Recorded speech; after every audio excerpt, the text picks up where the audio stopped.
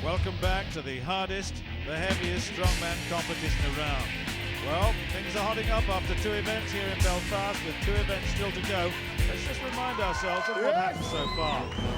Ireland's Glenn Ross put down his marker early on in the medley of pain. Rob Frampton was third, but it was England's Jay Hughes who caused an upset, virtually sprinting the railway walk in 27.5 seconds.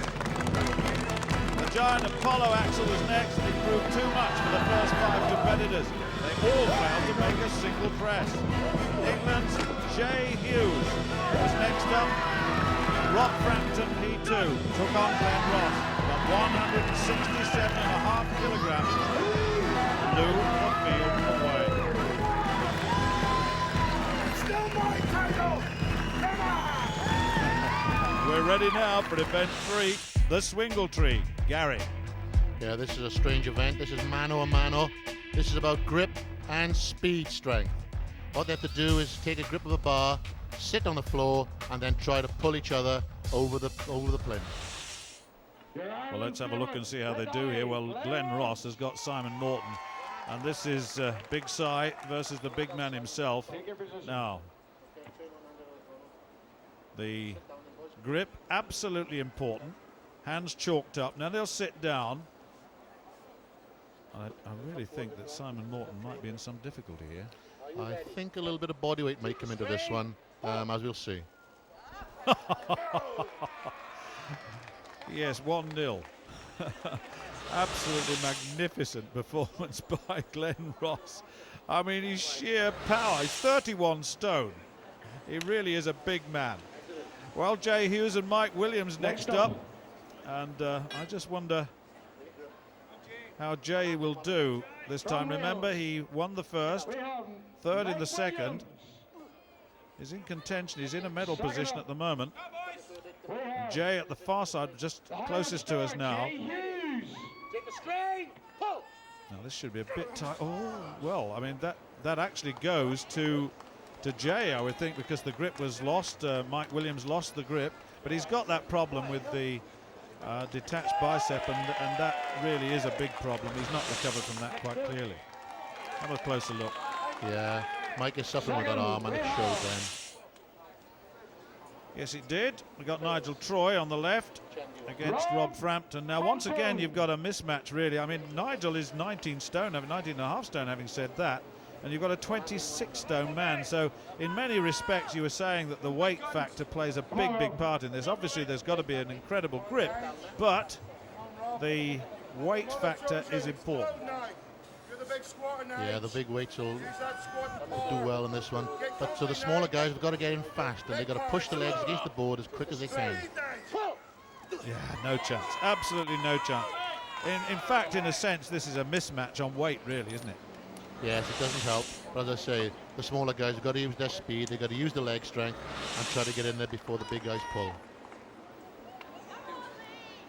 Lee Allen, Lewis McLean, and talk about mismatches. Lee Allen 16 stone, Lewis McLean 19 stone. So once again, this is going to be very, very difficult for the smaller man. He's very much in favour of the less mobile competitors here. Now let's have a look and see how Lee Allen gets on here. Yeah. Once again, you've got a problem, and Lewis McLean from Fort William comes out the winner. Look at the difference in size between them. Have another look at that.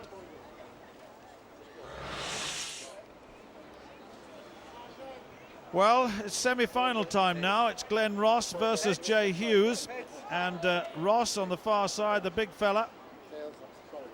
60-inch chest, I make it. He's 36, 6 feet 1 tall. This is Jay Hughes, of course. We've seen him doing very well in the competition so far. He's got a first place and a third place thus far, taking him to 14 points. Now then, let's see what can happen here. This should be a little bit closer, although I don't think that the... Look at that. There's absolutely no chance, is there, really? I mean, this is food and drink to Glenn Ross, really. Absolutely built for him, this competition. So Ross goes through to the final, no contest. Rob Frampton comes in, nearest to us, well now moving furthest away from us, versus Lewis McLean. This is the second semi-final.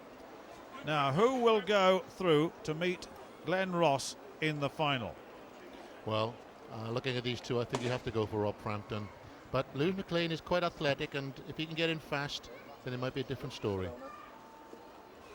It's getting an inertia at the beginning. Once the grip is there, if you can get the inertia going early on, and as you say, get some speed created early on, then you never know. We do though, really, don't we? Rob Frampton, easily the winner there against Lewis McLean, and so absolutely clear who the final will be between. Well,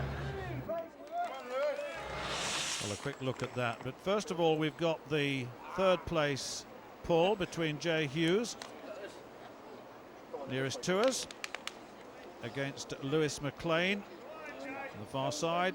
This may well be a more even contest in terms of their stature. Look at this, they're attempting to get a grip. It looks a bit slippery on that bar, you can see that. Now then, they'll sit in. Who will prevail here? Who will be third? Yep. Take the strain. Oh, wait, come back. Take the strain. Whoa! Oh, yes. Well, that was a terrific pull indeed by Jay Hughes, and Jay Hughes is going well thus far. He's got another third place. It's 1 first and 2 thirds so far. Yes, as you can see, Jay showing his athleticism.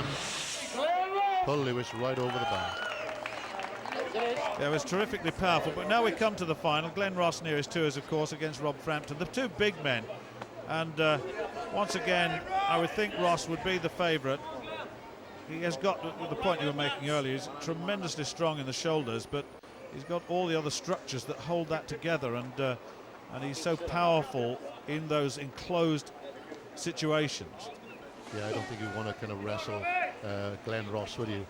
Big man, loads of body weight, but also very powerful as well. There was a little bit of resistance early on there, but from Rob Frampton, but he had to give way in the end. And Glenn Ross with a second and 2 first places now. He's certainly ahead after the first 3 events. Let's have a look. Ross with 8 points from that one from Frampton and Hughes, with McLean, Williams, Allen, Morton and Troy in that order. Let's see now what effect that had on the overall situation. Glenn Ross at 23 points, 3-point margin over Jay Hughes and Rob Frampton, tying in second place. But look at the bottom 4 in a little bit of bother. More about that in a moment, but certainly Glenn Ross in great shape at the moment, looking invincible. But really 2 guys, Nigel Troy here and Simon Morton, are in trouble. What do you think your chances are of going through to day 2? Like I say, I have got a lot to do, and it will be a lot to do. I'm hoping to get at least 3 of the 5 cars up, and hopefully that'll put us further up the place than where I want to be, you know.